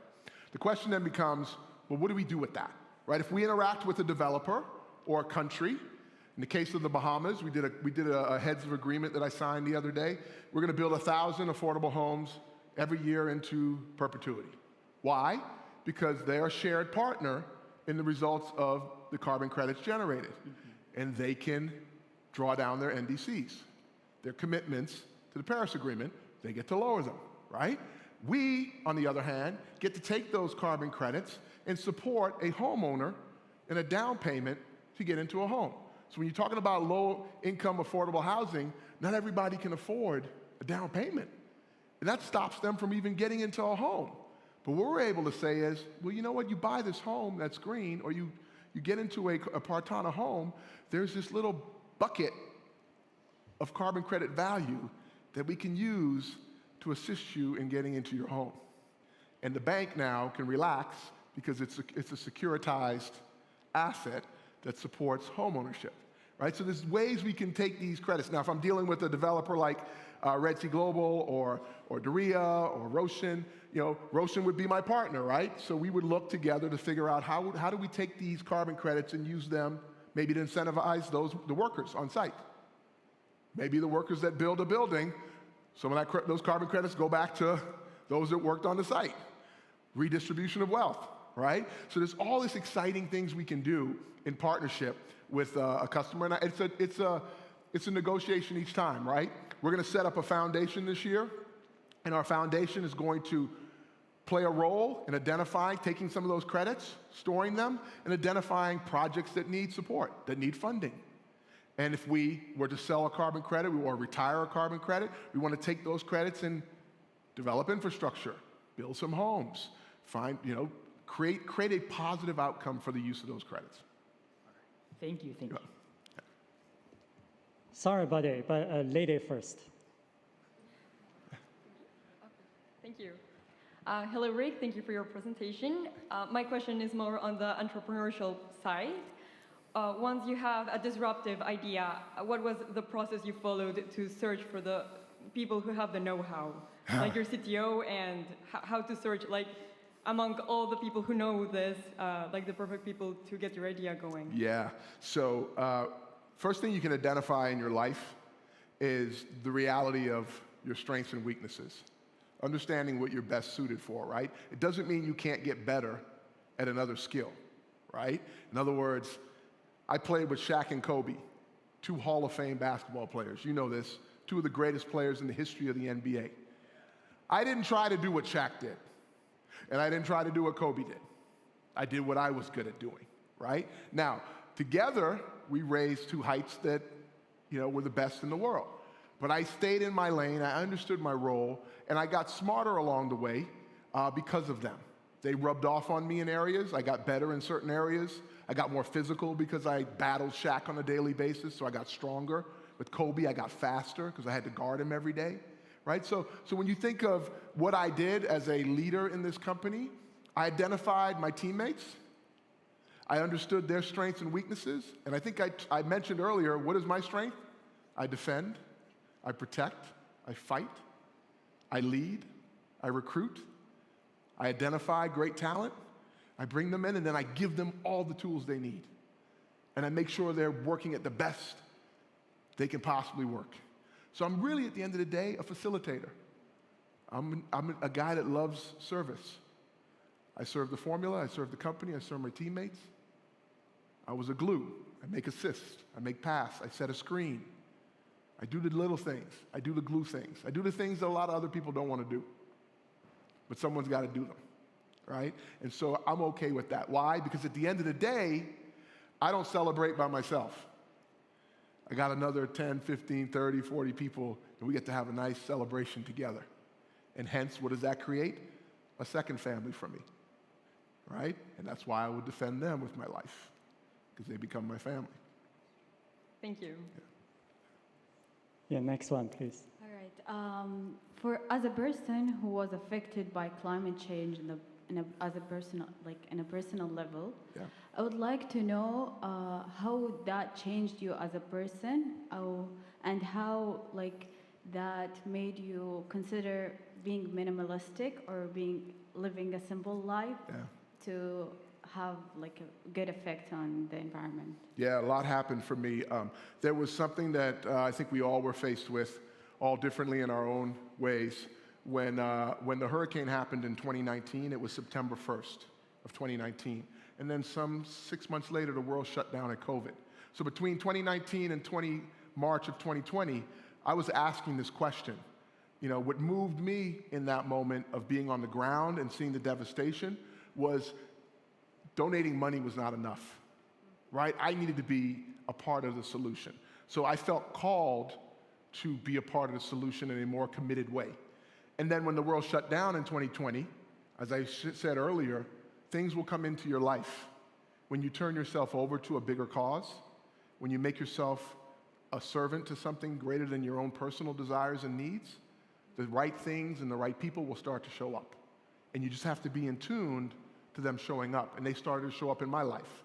And that gave me a year and a half in COVID to get to know the team, build a company, go on this journey together, get up to speed on how I could tell this message and introduce this product to the world. And so at the end of the day, you know, I had a severe amount of anxiety about how this would all work, right? I didn't know. But we just kept moving it forward, and we keep moving it forward every day. And I like to think we're making the progress that we're making because we're finding additional folks that care about something greater than themselves. And so when I made that decision in 2020, I upset a lot of people. I upset my agent, my manager. Why? I had a 28-year acting career. People still call me to this day every month to be in movies and TV shows. Spike Lee called me yesterday. Got a movie with Denzel Washington, wants me to come do that. But I say no to these things. Why? Because this is more important now. There's a bigger calling, bigger than my basketball career, bigger than my movie and TV career. My calling now is to serve this product and save the planet, save my country and serve the planet, and get this out. So when you have that, trust me, I wake up every day energized, ready to go. There you go. You've been patient. Thank you. I want to ask a question related to something that you said during presentation. You said your binder mix love brine, and so it's good that it loves brine until it solidifies. But after it solidifies, still has more affinity for salt water than the iron within the pillars have more susceptibility to get corroded. And so what is the porosity after it solidifies? Is it? Right. So it changes. Good question. Again, one of those too good to be true. Had I told you we don't corrode rust, we don't rust rebar, you'd been like, come on, man, really? Right? It's salt water, right? Salt rust rebar, right? No. So in our process, Kevin, tell me if I get this wrong. Through our process, we absorb. The brine is an activator. Okay. So when we activate our product, it changes its composition. Completely different chemical compound forms. And so the CO2 embeds itself into our materials permanently, right? It changes composition. And over the last 6-7 years, I think it is now, we don't have any proof of rust from any rebar in our products. And we test it, so it changes. The brine, the salt goes away. It changes composition. So that's correct, Kevin? Thank you. A little better today than I was a year ago. Another question, have you tested if the mixer that you prepare is good for high-rise building, or it is? Well, as you can imagine, it's good for anything. But as you can imagine, who's going to be the first one to let us build a high-rise? Okay. Right? Interesting. So I just got someone to let me build a 1-story. Right? Next is 2 stories coming up this year, right? But yes, we can build bridges, we can build marinas, we can build high-rise. Anything that concrete can do, we can do. We are scientifically, structurally proven. The same architect that would sign off on a structural document for a cement structure would sign off on our structures, right? Now, has cement collapsed before? You said no? You've never seen a cement, you guys have seen cement collapse before, right? So it's not like cement can't collapse, right? But when people ask me, like, well, how do I know your stuff's not going to collapse in 4 years? You got something better? Cement collapse. That stuff collapsed. Cement rusts rebar. So I was like, what's different? Nothing. All things the same, right? If the scientists and the architects that sign off on that stuff sign off on our stuff, which I wouldn't want to build anything unless the experts sign off on it. You know what I'm saying? Really, I put our company in front of the stringent, most rigid scientists, technologists in the world. And trust me, every major company has been in talks with us and has scrubbed these guys. And you know what they come away with at the end of the day saying? Wow, this is really good. This stuff's amazing. Holy cow. Good luck getting it into the world. Because what they know is it takes people like the Prime Minister of the Bahamas, it takes countries like Saudi Arabia, it takes leaders that say, you know what, enough is enough. We get it. So how did we start? We started by paving the world. We're just walking on our stuff right now. Just walk on our pavers and our tiles, and then we get some blocks and we build a one-story home, right? So hopefully by year 9, when I'm holding the trophy, and you're back here, well, hopefully you graduate by then, and you're back visiting, I can say, hey, check out the high-rise we built, right? That's the end goal. Okay, and one last thing before I leave. There have been studies of like self-healing concrete where they use bacteria. Yeah. And if you provide them water, they will fill the cracks. So are you planning to include that as well in your mixer? There's a lot coming at us right now in the area of innovation. And man, I wish Kevin was up here doing a speech because he would tell you all the many different ways, but I've heard of the bacteria as well. I heard that during FII in Riyadh this year. Someone told me that there's bacteria that eats waste. There's all this science that you guys are coming up with. That's why I said you can imagine, I could sit and talk to you guys just like I sat and talked to our team for 2 years and the last 3 years, because I know you guys are going to change the world. You guys have ideas, you're doing things here that are ahead of what even I know. So I have heard of bacteria, so hopefully we can bury that in some concrete as well. Last question. Thank you. Yes. Yeah, so I'm sure you can't tell us too much about what's in the concrete, but based on the industrial waste that you're using, how big do you think this could scale? Like how much of traditional concrete could it replace? Yeah, so we know that there's enough of the materials we use today, and we have a wide moat in our patents that allow us to use other materials, right, other things. So it's out there, there's enough of it out there. Supply chain is probably gonna be our greatest jigsaw puzzle to solve at scale. I can do it in a country, I can do it in a couple countries right now, but I'm working to master the supply chain globally, but that takes the right type of partners. All of these materials, there's more landfilled waste, slag waste out there in the world just sitting in landfills. There's enough steel manufacturing out there producing slag. It's only growing in volume. And then brine is everywhere. And so those 2 main ingredients are available to us to take this globally. But we also have some other IP and some other innovation around some other materials that are widely available, abundant, that we're running and working to. So we'll be fine globally. We just got to find the right CapEx partner to scale with. Thank you. Yes. You guys talked me out. I think I'm done. Yeah, right on time. Just in time. Yeah, just in time. Sorry for these many questions, but no, it was great. It was great. That's your fault. No, because you are too charming and your topic is too attractive. I was waiting on the basketball hoop to pop up. Yeah, we know you can play for 48 minutes, so this is nothing for you. Yeah, exactly. Exactly. Yeah, but thank you again much for delivering this spectacular talk and for showing us how wide someone's scope can be and how to work extremely hard to become successful in everything he does. Thank you so much. Thank you. Thank you for that. Yeah, thank you. And on behalf of KAUST and WEP, we also have a small gift for Rick. Oh, wow.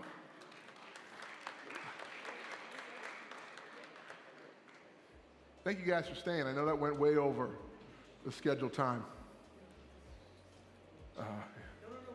Back further. All right, here we go.